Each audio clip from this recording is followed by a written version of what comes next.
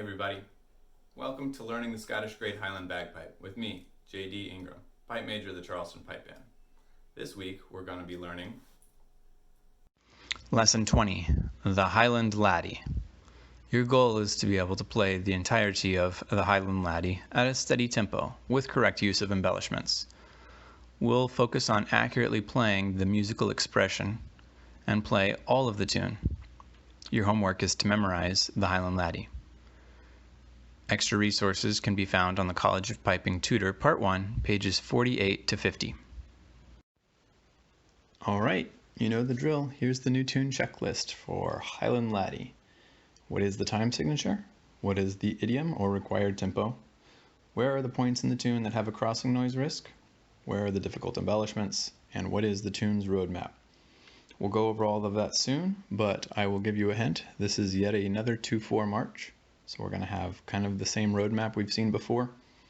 This one is more note dense than the last couple 2/4 marches, so there will be some more spots to watch out for from a difficult note standpoint. And then of course, we really want to focus on becoming confident with this music before we get up to speed. With this one being more note dense, more difficult, we're going to focus on learning it slower. Here's the sheet music for Highland Laddie. This is basically the EUSPBA mass bands version. There are other versions out there. The version that is in the College of Piping Tutor Part 1 is noticeably different in several spots, so just be aware that this is what I'm looking at. All right, here we go with Highland Laddie, or if you watch the World Pipe Band Championships, the Highland Laddie, right? They play this tune as a mass bands tune all together right before the awards presentation every year's World Pipe Band Championships. So you might be familiar with it if you're a bagpiping nerd like me. The music itself is not super difficult from an embellishment standpoint, but it's got a lot of quick turns of phrase and note dense areas, so watch out for that. I am going to clap through it and sing through it, get you a feel for the tune. And I'm going to do it at 60 beats a minute with my metronome, starting on that first D throw. I'm going to skip the pickup. So here we go. And 1, 2, ready, play.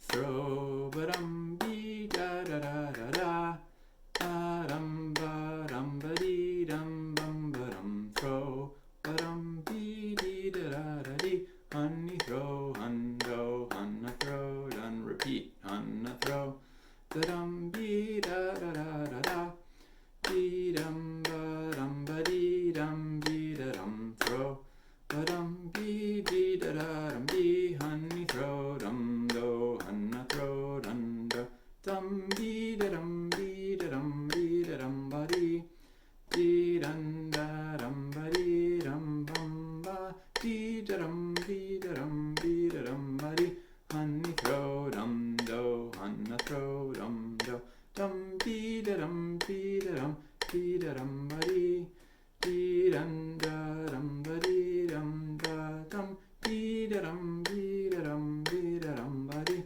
honey throw, do do, hunna throw, dun do. So that's how the tune goes. It's a lot of quick stuff, but we can master it.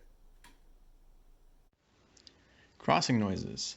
So in Highland Laddie, we've got a couple spots with a crossing noise risk. Right at the beginning of the first phrase, you've got that D to E, which is always an issue, and in the next bar, E to D, and same right below it.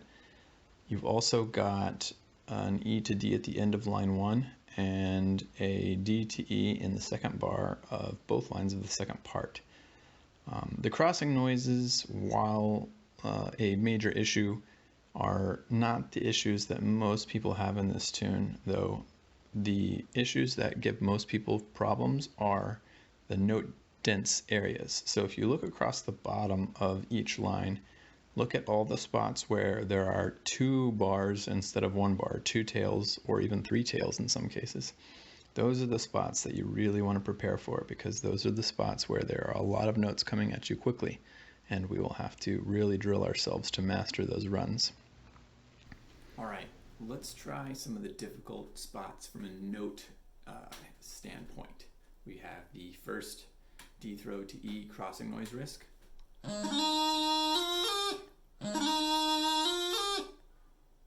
So again, with crossing noises, you're going to want to lift before you drop, and not the other way around.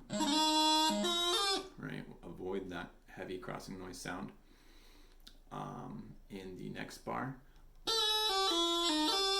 that bar is worth practicing a lot because you've got 5 notes crammed into less than a second when you're playing it at tempo. And watch that crossing noise. Watch that sound right there. If you've got to drill it slow, practice your control.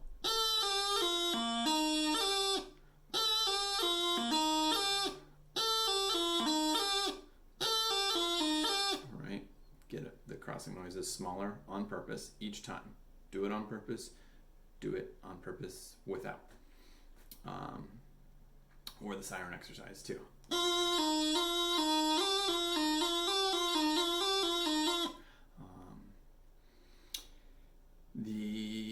Those are basically the only crossing noise risks, are D to E and E to D back. But let's look at the next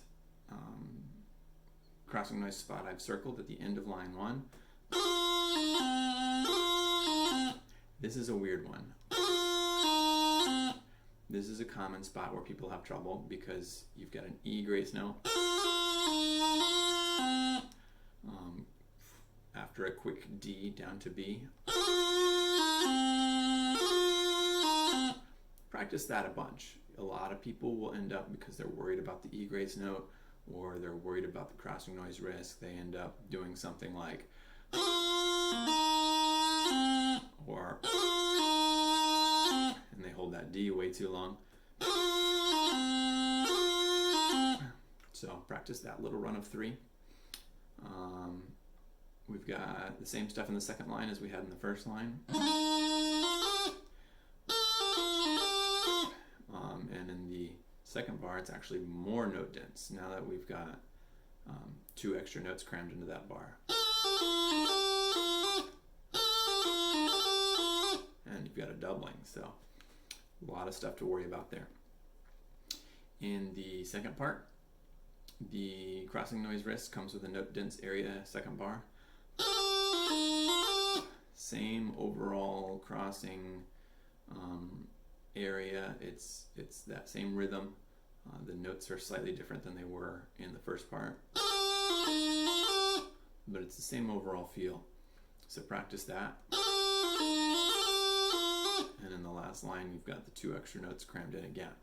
So those are some spots to watch out for. Practice clean, practice control, no crossing noises. All right. Here's our embellishment roadmap.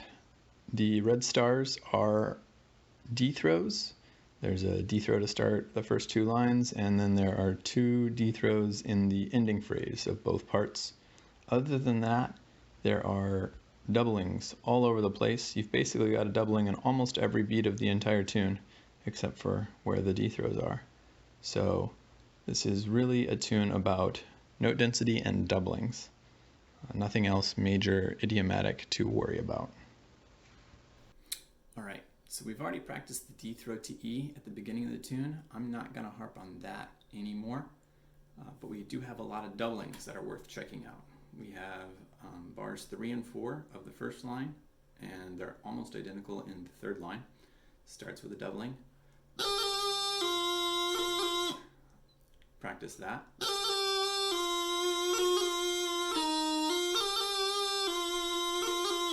And that kind of loops. You can just do that on a loop.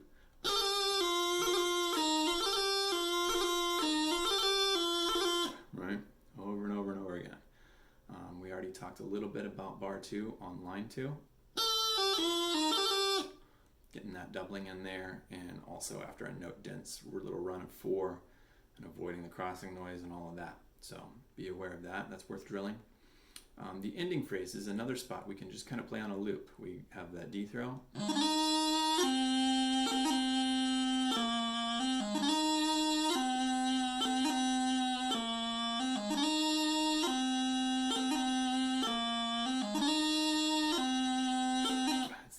phrase for both parts, and it's basically the same kind of note pattern over and over and over again. So drill that.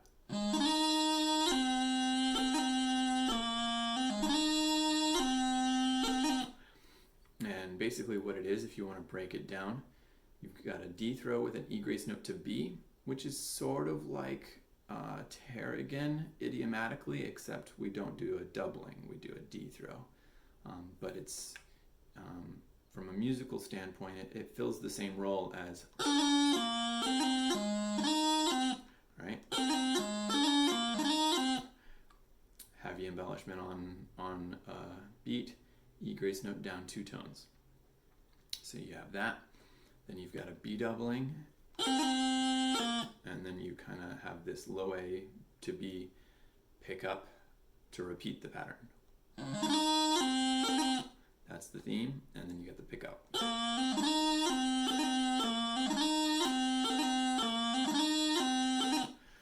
So practice that on a loop. The next thing we have to look at is the theme of the second part.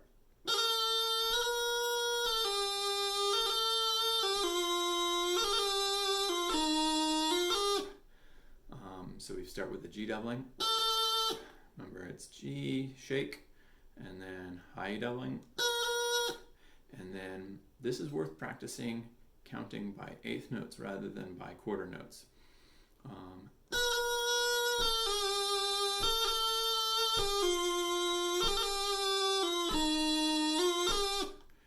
Be-dee-dee-dum, be-dee-dee-dum, be-dee-dee-dum, ba-dee. And just practice that over and over again.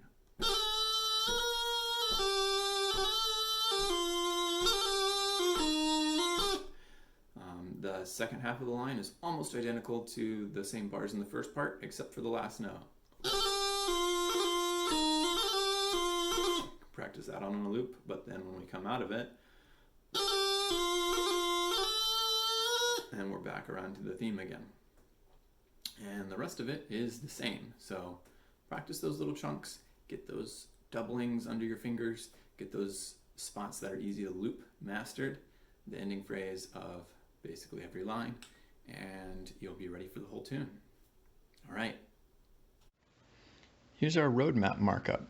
You'll notice the first phrase in red, and the second phrase, the answer phrase, if you will, in yellow. And when we get to the second line, we have the first phrase again, but it's actually a little different. You'll notice it doesn't go all the way to the end of the second bar. The ending phrase kind of starts halfway through that last beat of what would typically be the first phrase. So watch out for that. When you're playing that A phrase, the red phrase, the first time, you end on an F that is a quarter note. When you play it the second time, that F is only an eighth note. The ending phrase is in green, and you'll notice in the second part, the answer phrase, the B phrase, the yellow phrase, is the same up through, again, it's halfway through that last beat. It is where it changes from the first part to the second part, and the ending phrase is the same in both parts. The second part theme, the blue phrase, has a pickup note, and that pickup note kind of reaches into the yellow phrase a little bit. So it's a little different than how we've talked about phrases in the past because of how pickup notes are used, but the structure holds true, and we will be repeating each part as in all of the other 2/4 marches. All right, it's time to try the whole tune.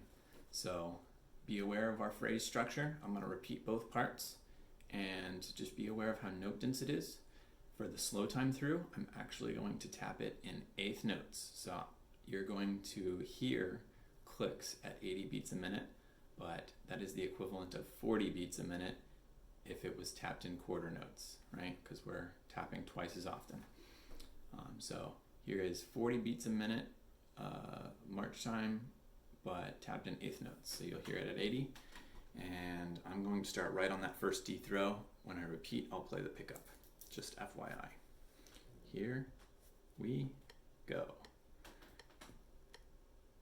After 4, 1, 2, ready, play.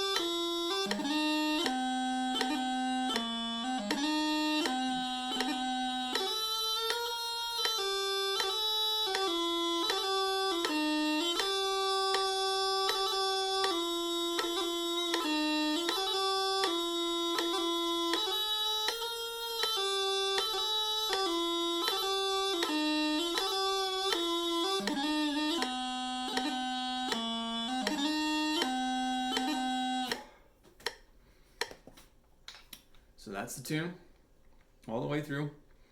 Nice and slow, should be manageable.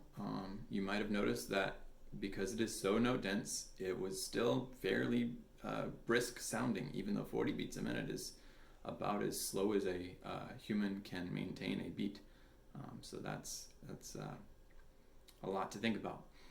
Up tempo, if we're on parade, this is going just as fast as an easier tune like a High Road to Gerlach. So you got to be ready for it. I will play it again at 80 beats a minute for the quarter note. So this is going to be literally double from what I just did. Ready? Same start. I'll give you 4 and right on the D throw. 1, 2, ready? Play.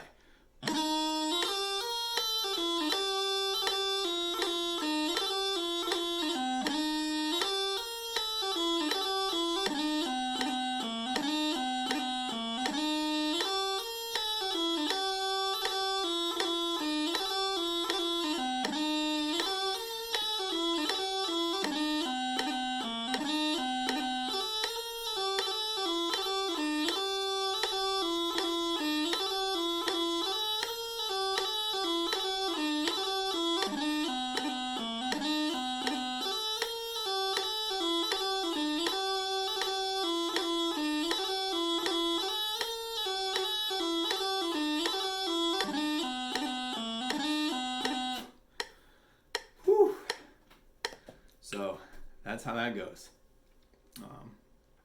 It's a fun tune when you master it, but it takes some work. So make sure you put in the work, and when you are practicing, practice good habits. No crossing noises, good doublings, good control. We're getting there, guys. All right. Thanks. Thanks again for joining me, guys. Some final thoughts about Highland Laddie. This is a really common massed bands tune around the world. It's something you'll definitely play if you ever go to a contest in Scotland or probably Canada or even down under. I haven't seen it a whole lot in America, but that doesn't mean it doesn't happen. While learning it, make sure to start really slow, and I definitely recommend doing it in eighth notes like we practiced. And just keep that practice slow, controlled drilling and watching out for everything we've learned so far. Good D throws, good doublings, no crossing noises. Keep up the good work, guys. Take care.